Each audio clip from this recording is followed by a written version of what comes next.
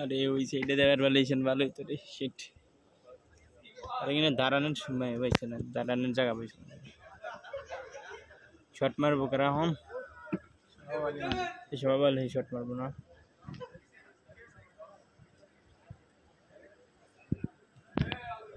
হ্যাঁ সবাই খালি শট মারবো।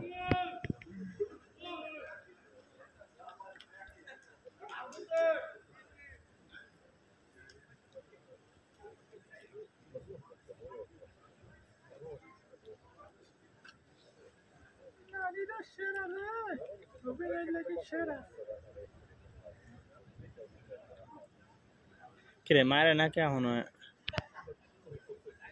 এখনো শট মারে না কেন?